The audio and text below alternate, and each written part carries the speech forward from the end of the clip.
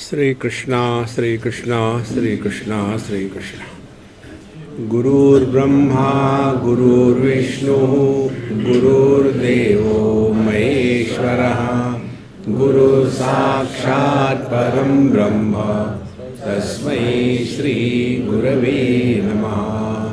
तस्मै श्री गुरवे नमः।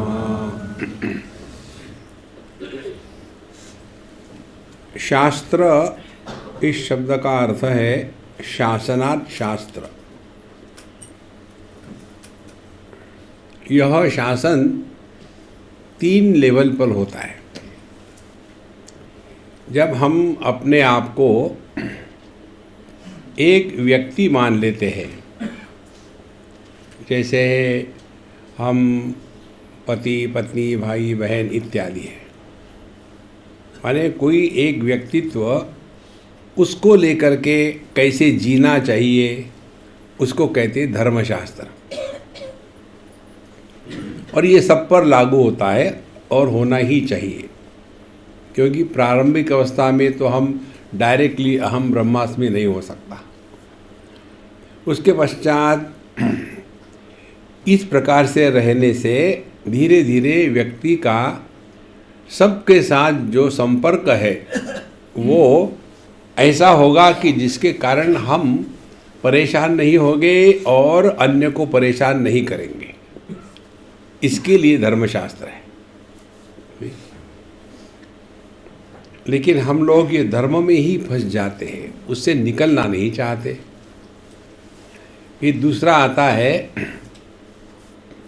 कि हम अपने आप को देह से अन्य के रूप में स्वीकार करते हैं।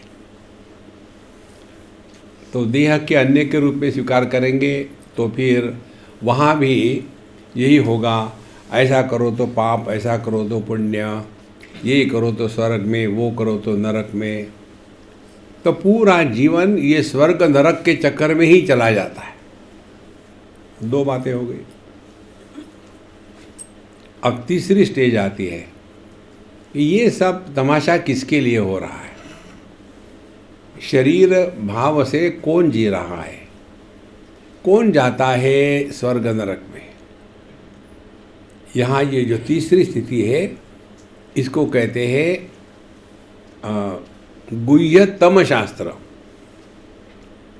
तो पहला शास्त्र हो गया गुह्य शास्त्र, इस जागृत अवस्था में जगत के साथ अपने साथ कैसे रहना है। दूसरा हो गया जो गुह्यतर शास्त्र, इस शरीर से परे जो हम है जिसको जीव कहते हैं। अब सबसे बढ़िया बात यह है कि हम उसको मान लेते हैं। योग में, धर्म में, उपासना में हम मान लेते हैं कि हम जीव हैं। तो जब हमने अपने आप को जीव मान लिया तो क्या होगा? हम कार्य कारण में फंस जाएंगे। माने हमने ये किया था इसलिए ये हो रहा, हमने वो किया था इसलिए ये हो रहा। पूरा जीवन कार्य कारण में फंस जाएंगे। और ऐसे व्यक्ति अपने बुद्धि का बहुत ही अभिमान करते हैं, क्योंकि उन्होंने अपने को एक जीव मान लिया है। अब जो गुह्यतम शास्त्र है उसमें चिंतन शुरू होता है, आर्ग्यूमेंट नहीं, चिंतन शुरू होता है।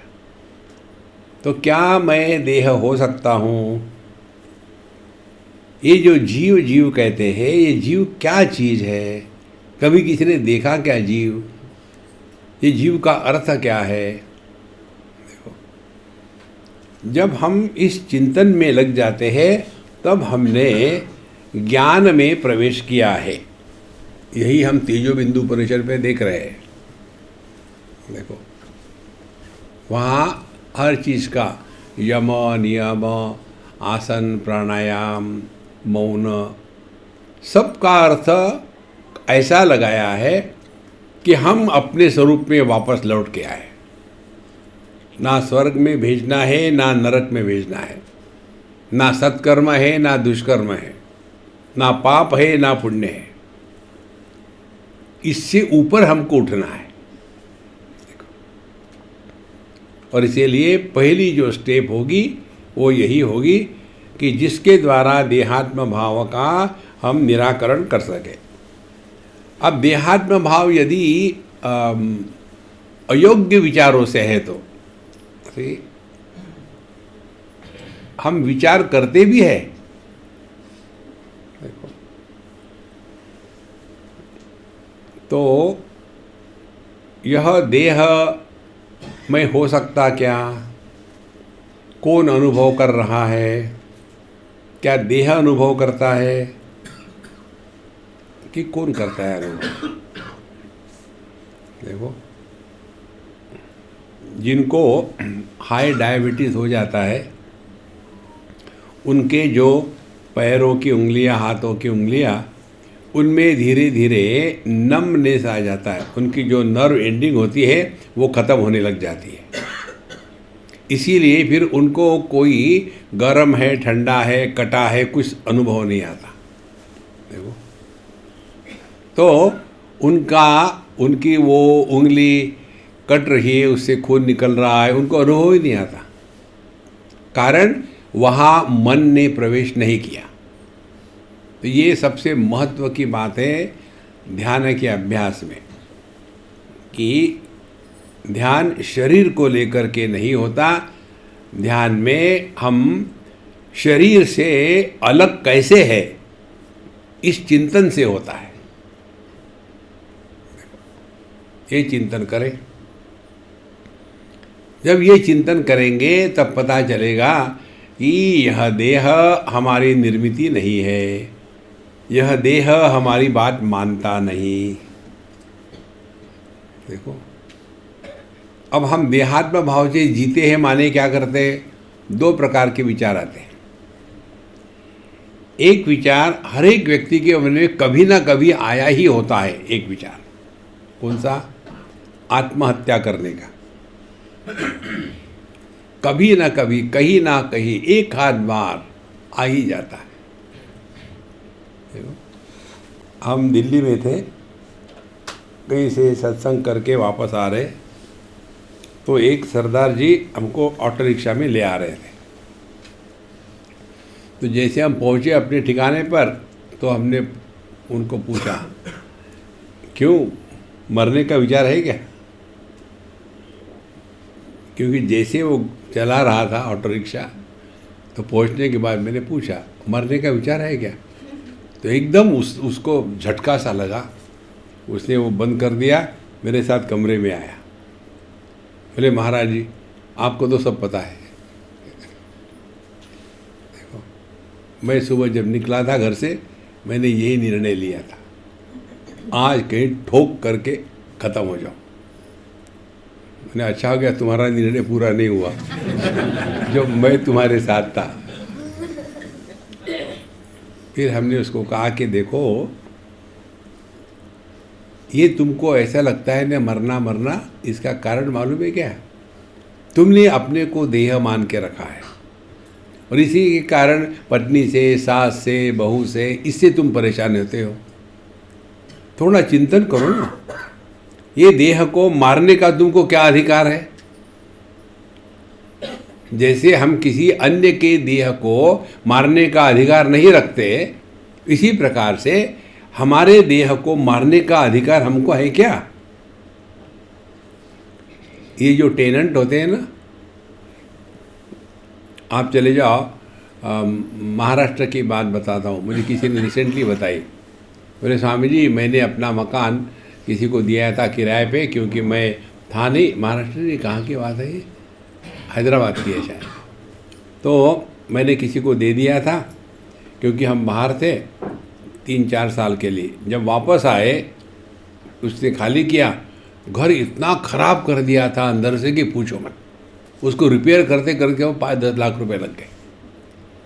टेनेंट है ना, ओनर हो तो बात अलग होती है, टेनेंट दूसरे की वस्तु को नष्ट करना चाहते हैं। ये देह तुम्हारा नहीं है। इसको नष्ट करने का तुमको कोई अधिकार नहीं। फिर वो सोचने लग गया, ये आपने कहाँ पढ़ा है? पढ़ा नहीं है, तुम अपने आप में देखो ना। देखो महाराज, जब आपके हृदय में ये बात पक्की हो जाएगी ना, तो आप गुरु रूप से अपने हर एक अनुभव को सीखोगे। देखो,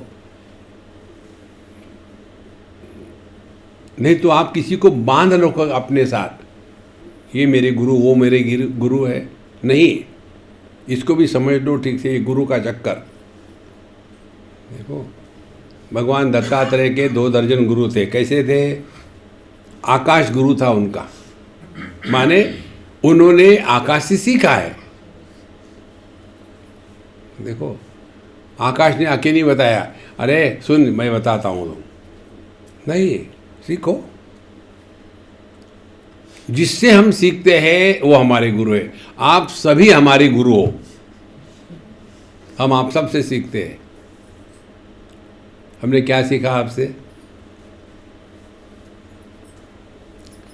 आप संसारी हो, पति पत्नी, भाई बहन, सास बहू, झगड़े,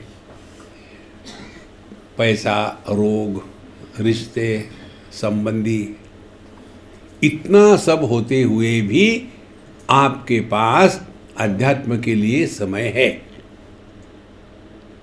हम लोग फुल टाइमर हैं और फिर भी कंप्लेन करते हैं। बताओ कौन श्रेष्ठ है? तो हमने आपसे क्या सीखा? अब आप कोई दरिद्र तो हो नहीं, रास्ते पर रहने वाले सब है आपके पास, फिर भी यहां आकर के जैसी कंडीशन उसमें सह लेते हैं।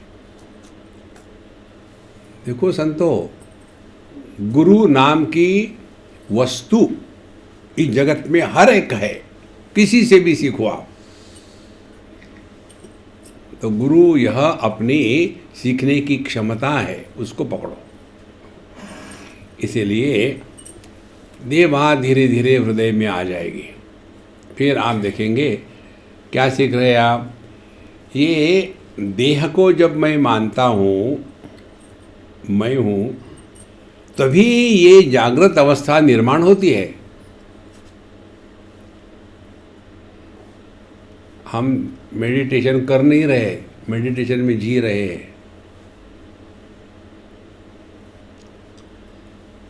फिर अपने अनुभूतियों का विश्लेषण चल रहा है। क्या हमारे कारण देह है कि देह के कारण हम है?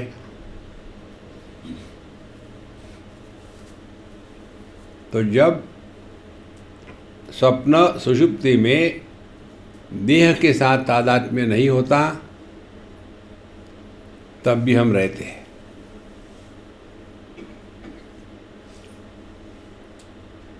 तो तादात्म्य का त्याग करना। अब खेलना शुरू करो। समझो मैं देह नहीं हूं, तो इसका क्या अनुभव होगा? 2 बातें होगी। एक, जगत के वस्तुओं का संग्रह, ये हमारे जीवन की परिभाषा नहीं होगी। कितनी चीज़ों को इकट्ठा करके रखते हैं, कोई अंत नहीं। संग्रह बुद्धि शांत हो जाएगी। उसी प्रकार से देहात्म भाव के बाद ही संबंधी निर्माण होते हैं। कितनी सहज बात है। और हम दुखी किससे होते हैं? वस्तुओं से और संबंधों से। इन 2 से अपने आप को बचाओ, तो आप ध्यान में जीवन जी रहे हैं। कैसे बचावे? किसी के जीवन में दखल लेना छोड़ दें।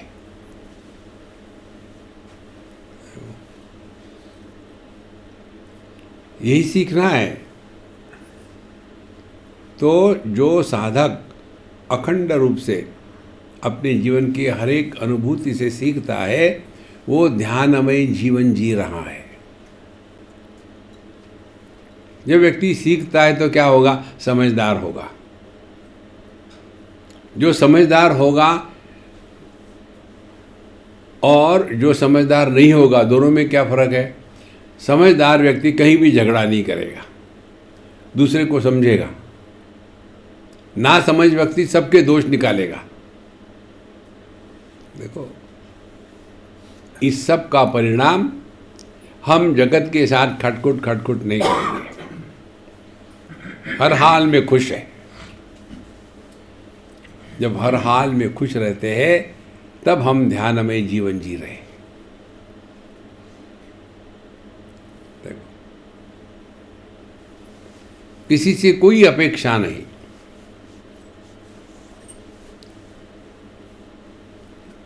तो ये जगत में व्यवहार करते समय अब एक और स्टेप, देहात्म भाव के बिना हम नहीं जी सकते। जगत में व्यवहार देहात्म भाव के साथ ही होता है।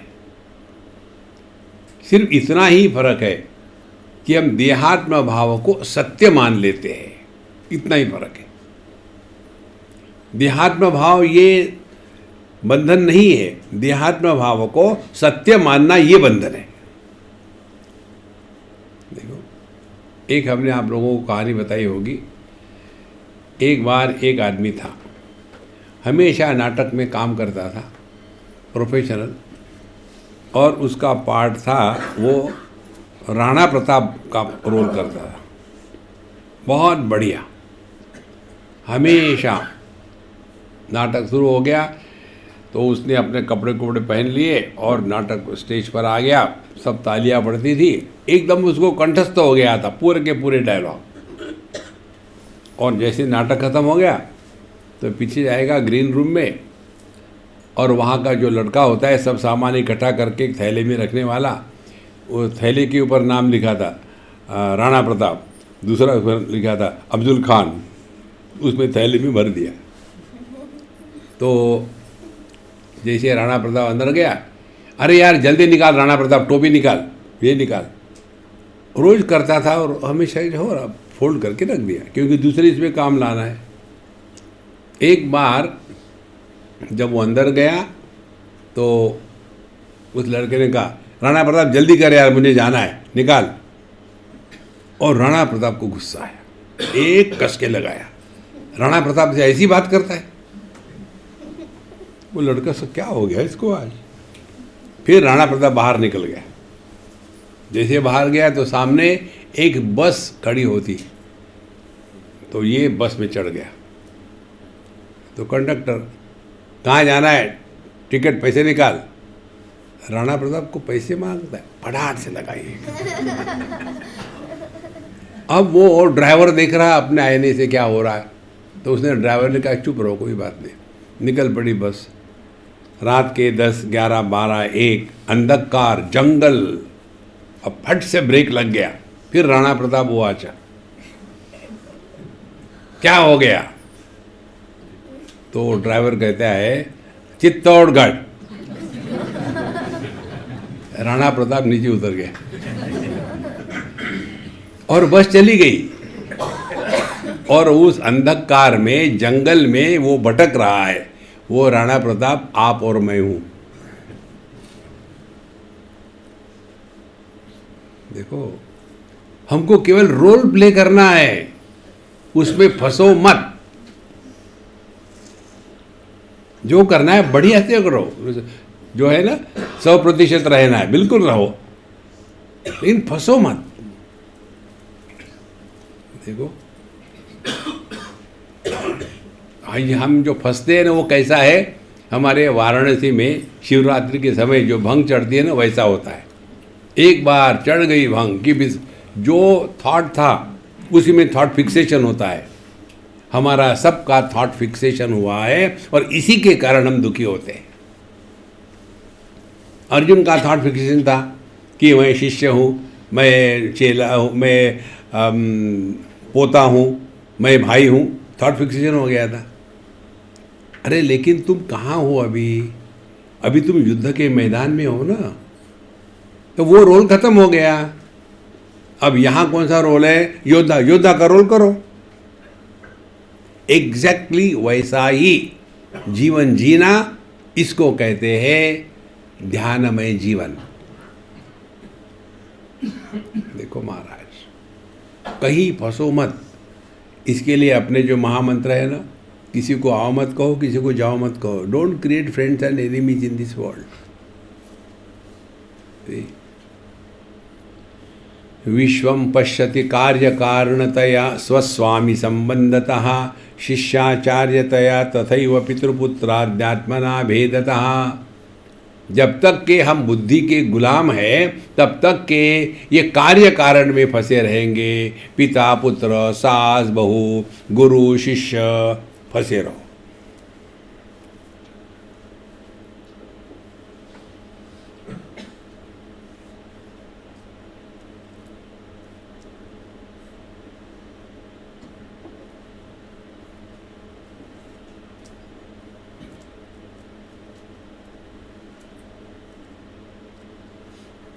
ये जो है ना, आप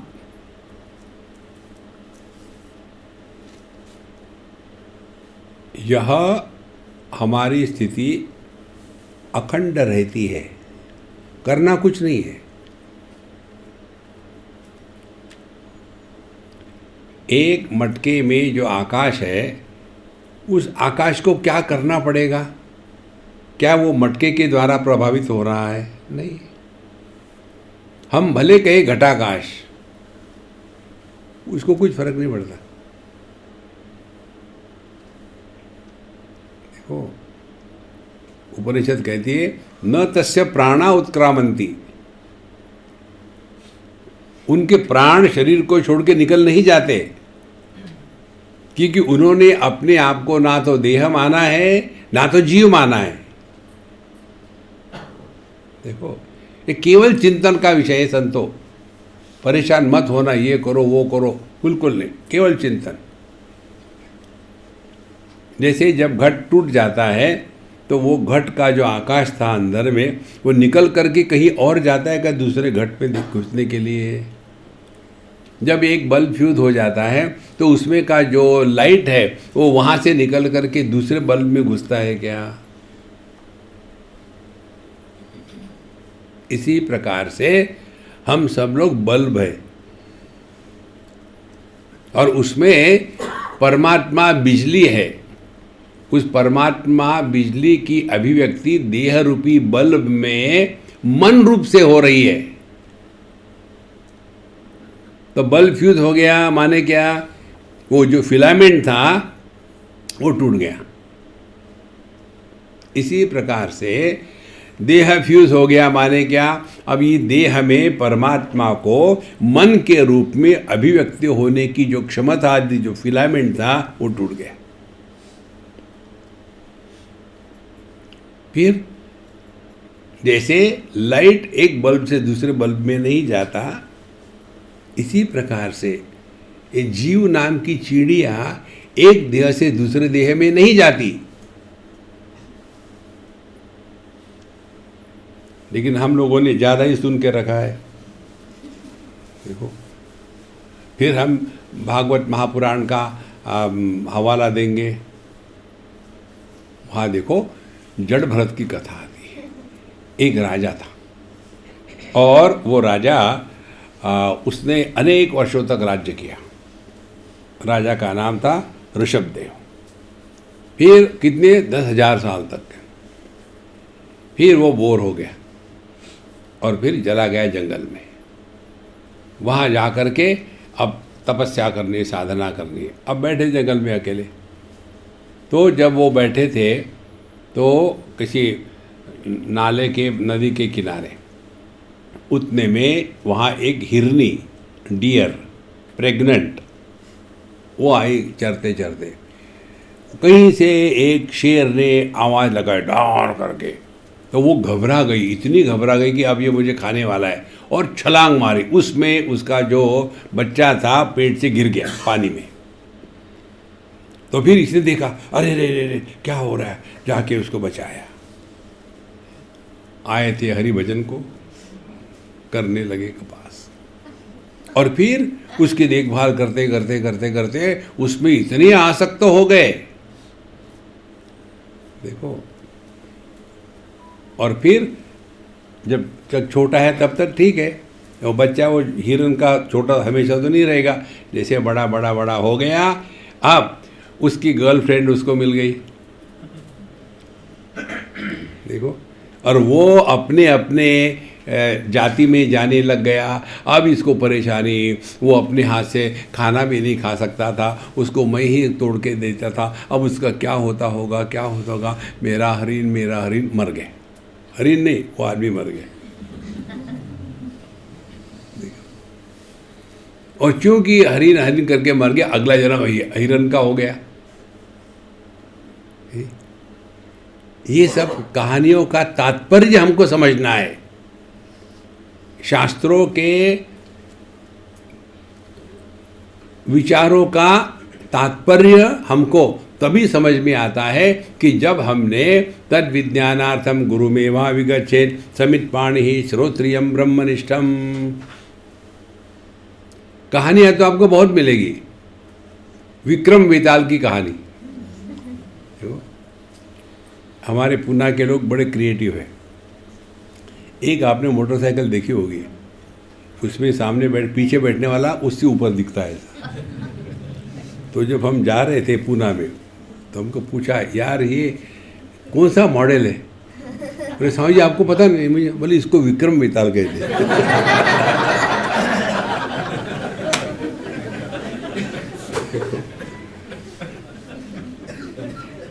आ गया है ना मजा? तो इन सभी कहानियों का तात्पर्य निर्णय क्या है? पिछला जन्म, ये जन्म, अगला जन्म। तात्पर्य क्या है कि आपका पिछला जो देह था वो नष्ट हो गया, आप नहीं नष्ट हुए। फिर ये देह में आपने प्रवेश किया, फिर ये देह नष्ट होगा, आप नहीं नष्ट होगे। फिर तीसरे देह में प्रवेश किया, अर्थ क्या निकला? आपका जन्म हुआ नहीं, आप एक अखंड सत्ता हो, ये इसका अर्थ है। तो यह अखंड सत्ता जो है, इधर ध्यान दो। बचपन आया, निकल गया, हम जो कहते हो। टीनेज आया, निकल गया, हम जो कहते हो।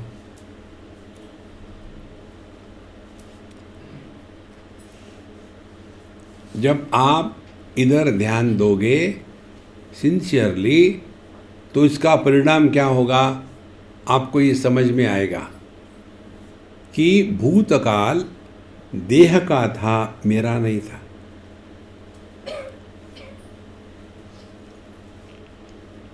और हम लोग यदि इसको समझ ले तो साधना क्या होगी?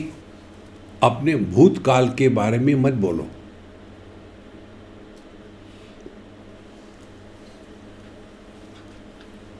हमेशा वही पुरानी बातें, जब हम छोटे थे, जब हम यहाँ। अरे किसने पूछा? Who asked you?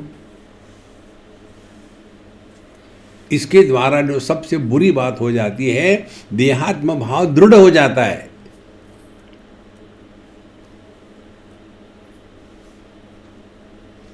देहात्म भाव से निवृत्त होना, इसके लिए सजगता से जीना, इसको कहते हैं ध्यानमय जीवन।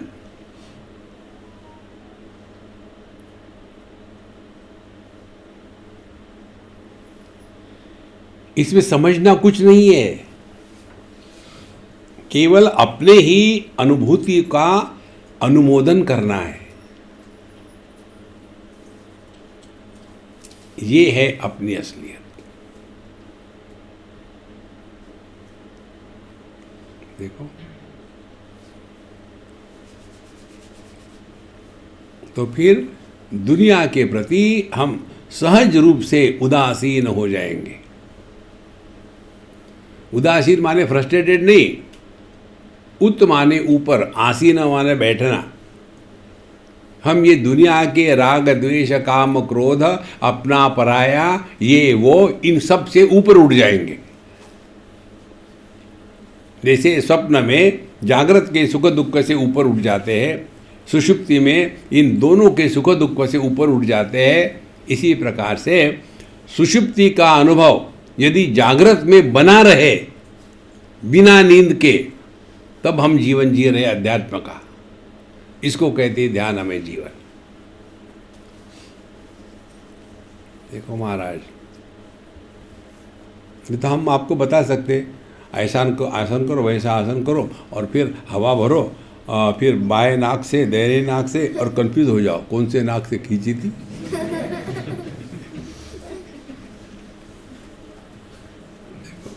हम बता सकते हैं आपको, नहीं ऐसी बात नहीं, लेकिन उसमें तो आप सब एक्सपर्ट हो। हम लोग तेजोबिंदु उपनिषद पढ़ रहे हो, डोंट फॉरगेट दैट। नहीं तो क्या होगा, एक क्लास में ज्ञान की बातें, दूसरे क्लास में हवा भरने की बातें, हो गया सत्यानाश।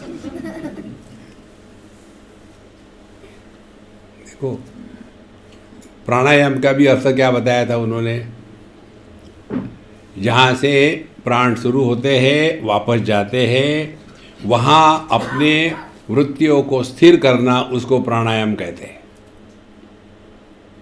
तो कहाँ से शुरू होता है,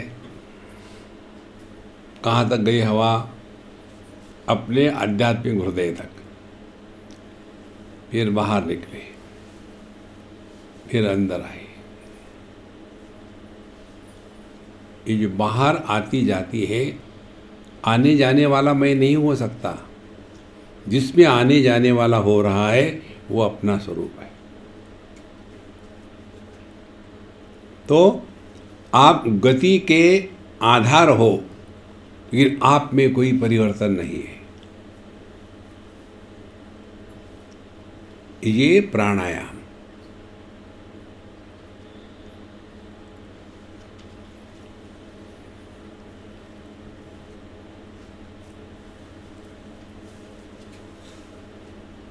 हम लोग अपना पेशेंट लेकर के इमरजेंसी वार्ड में जाते हैं, हमको पता ही नहीं क्या कंडीशन है, कितने एक्साइटेड होते हैं, फ्रस्ट्रेटेड होते हैं, और वो इमरजेंसी वार्ड के डॉक्टर नर्स, उनके पास हर केस इमरजेंसी होती है।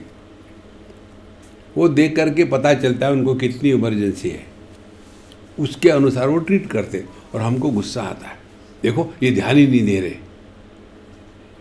देखो महाराज, इसी प्रकार से जो साधक है वो जगत में रहेंगे, लेकिन उनको कोई भी इमरजेंसी नहीं है।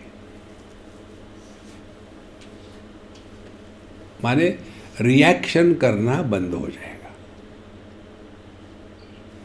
कारण क्या है, जैसे वो डॉक्टरों को, नर्सेस को समझ है, इसीलिए वो एक्साइट नहीं होते, लेकिन हमको नहीं है तो हम एक्साइट हो जाते हैं। इसी प्रकार से जिसको ये सब समझ है ना, वो जगत में योगरतो वा भोगरतो वा संगरतो वा संगविहीनः यस्य ब्रह्मणि रमते चित्तम नंदति नंदति नंदति एव।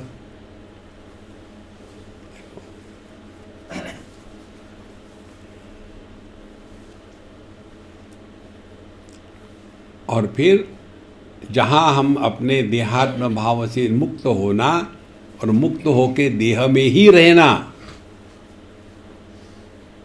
ये ध्यान में जीवन है। इस सिद्धांत को स्वीकार करेंगे ना, तो देखो आपका जीवन बहुत हल्का फुल्का हो जाएगा। नहीं तो छोटी मोटी बातों को लेकर के इतने फ्रस्ट्रेट हो जाते हैं। अपने आप को कहीं बांधो मत, आप स्वयं सब कुछ हो।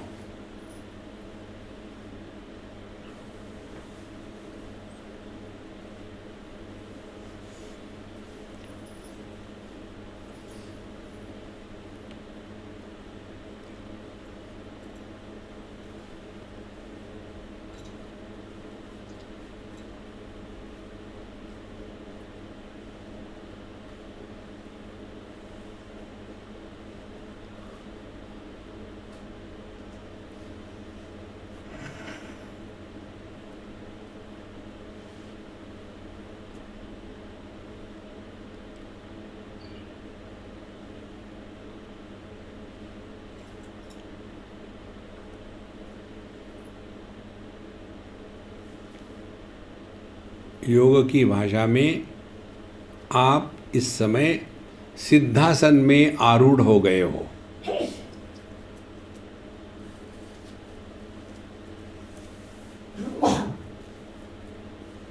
सिद्धारूढ़ स्वामी हमारे हुबली के हैं।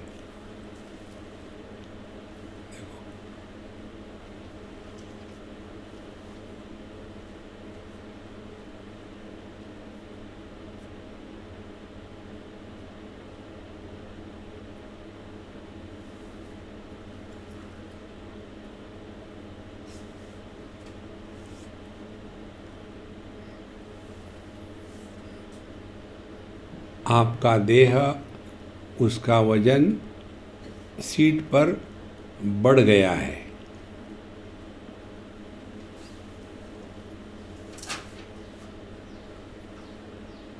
आपके श्वास बहुत ही धीमे और हल्के चल रहे हैं।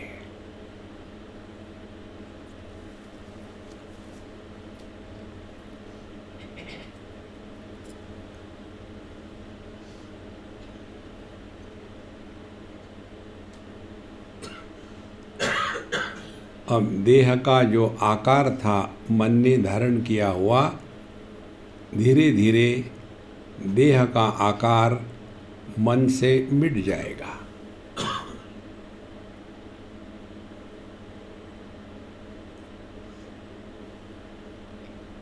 लेकिन नींद नहीं होगी।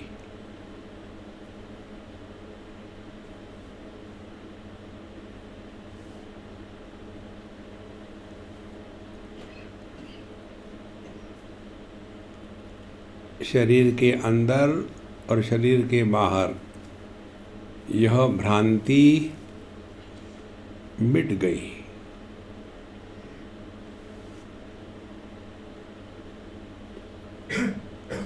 अपने होने में शरीर का संदर्भ समाप्त हो गया।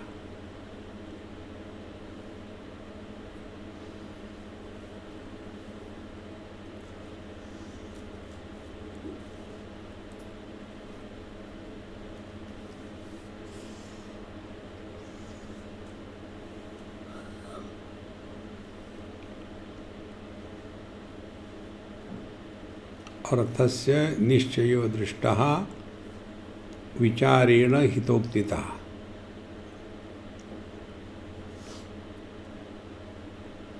हम केवल योग्य प्रकार के विचारों से ही विचारों के परे चले गए।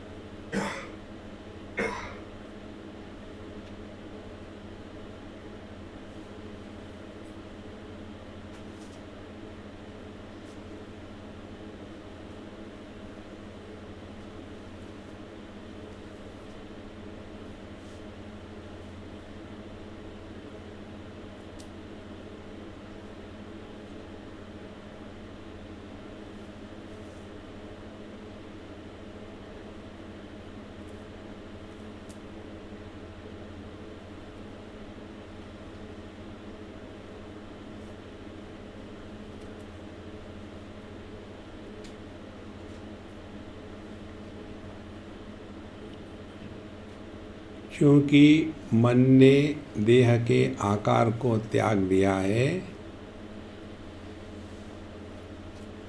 इसीलिए ऑक्सीजन की आवश्यकता मिनिमम।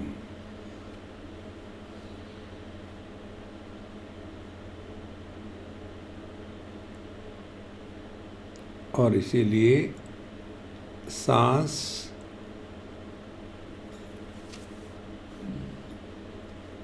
धीमे और हल्की।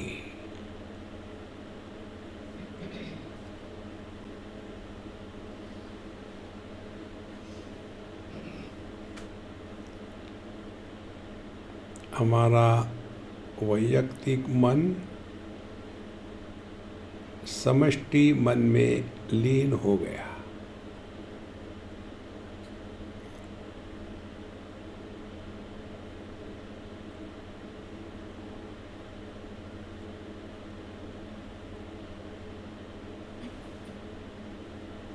जैसे घट टूट जाता है तो घटाकाश महाकाश में एक है,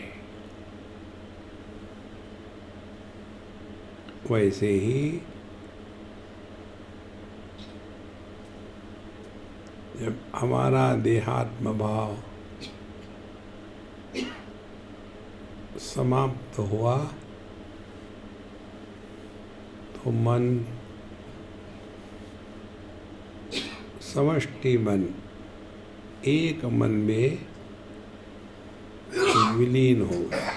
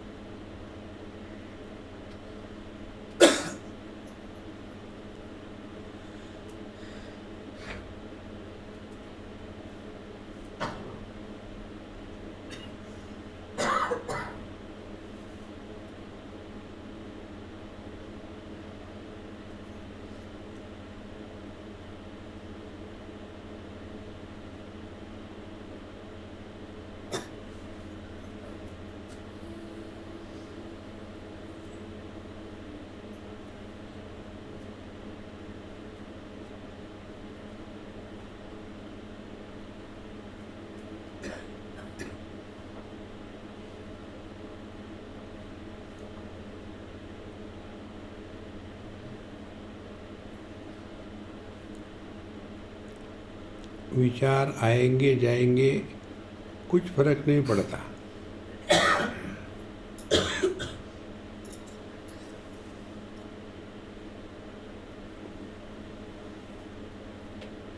अच्छे विचार बुरे विचार, इसका मन के लिए कोई अर्थ नहीं है।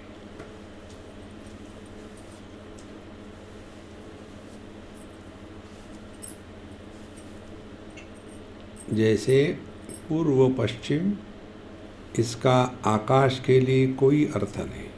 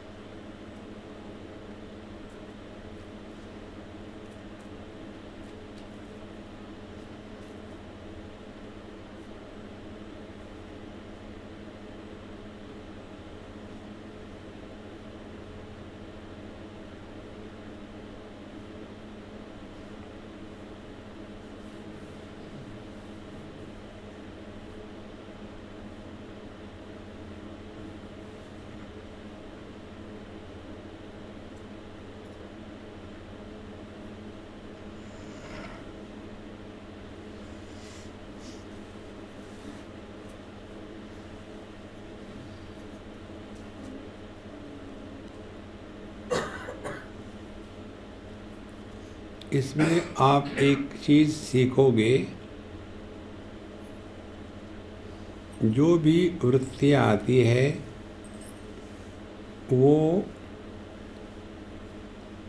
उसी विषय में आती है जिसको हमने महत्व दिया है।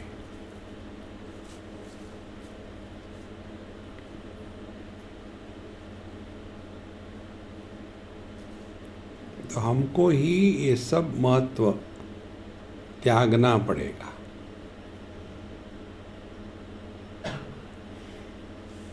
और इसलिए इस समय हम nobody,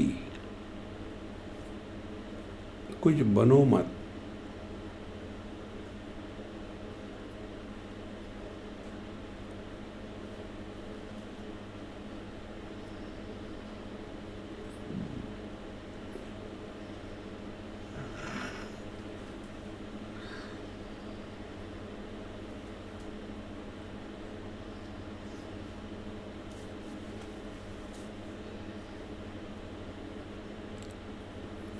Take deep breath.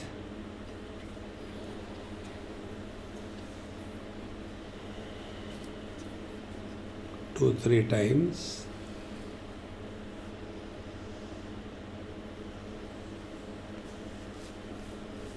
Move your toes, fingers.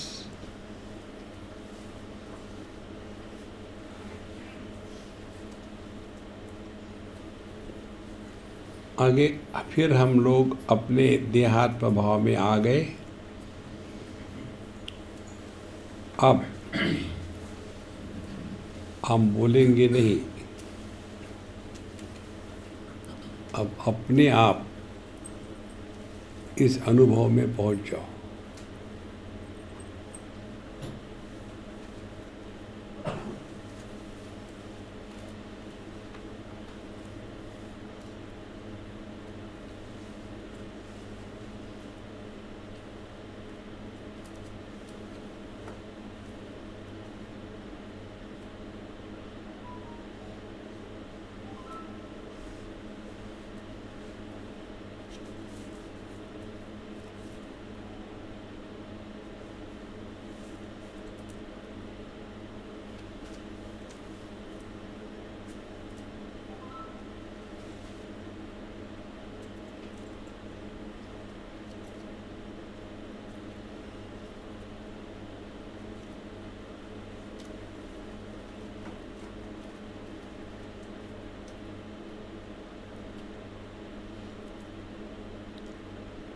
हमको आलंबन की आदत पड़ी हुई है, तो ले लो आलंबन। अपने आप से मत बोलो और शांति का श्रवण करो।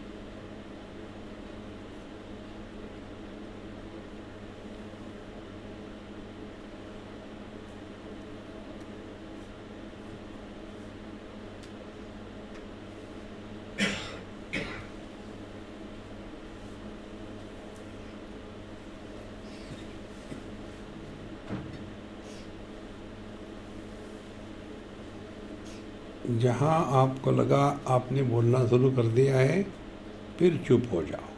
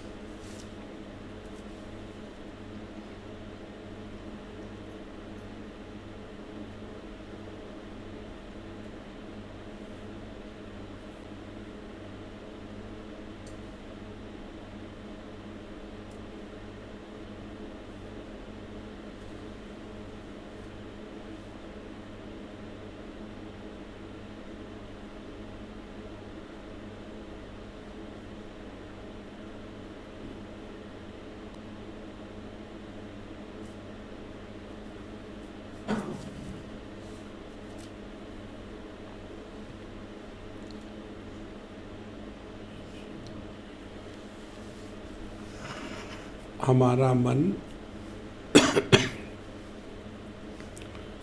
आदत बहुत जल्दी लगा लेता है। चाय की आदत, अनावश्यक बोलने की आदत,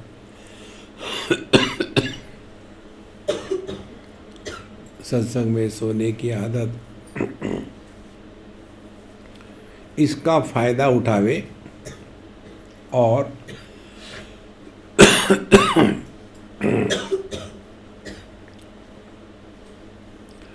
अपना ये जो अभ्यास है इसका देश, काल और वस्तु, इन तीनों के साथ जोड़ ले। यदि आप घर में ही रहते हो तो घर में उसी स्थान पर, उसी समय और उसी आसन पर यदि धीरे धीरे अभ्यास करेंगे तो मन को पता लगता है, अच्छा अब ये काम करना है, तो जल्दी जल्दी वो कोऑपरेट करने लगेगा। लेकिन उसके भी हमको अधीन नहीं होना।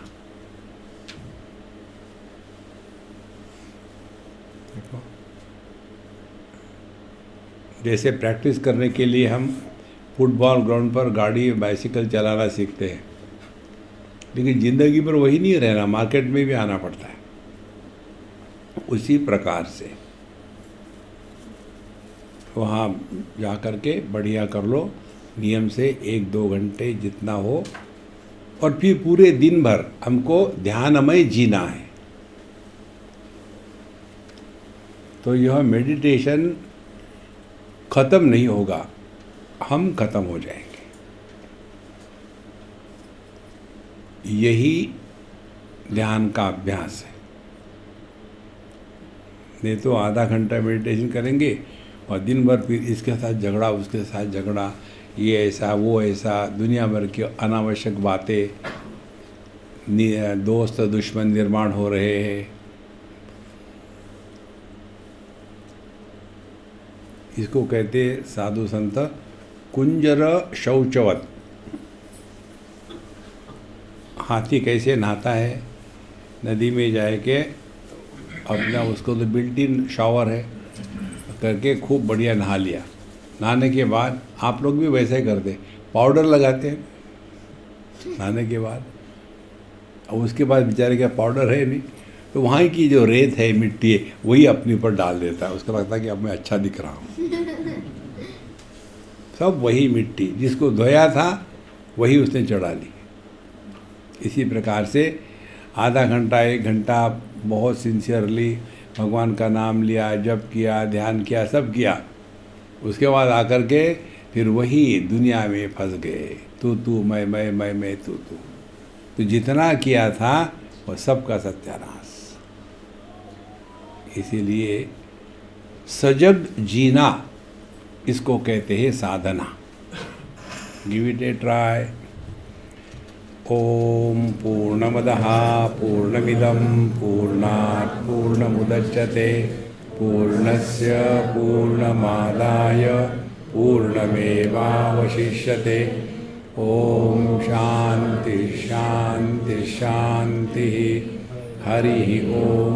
श्री गुरुभ्यो नमः। हरि ओम।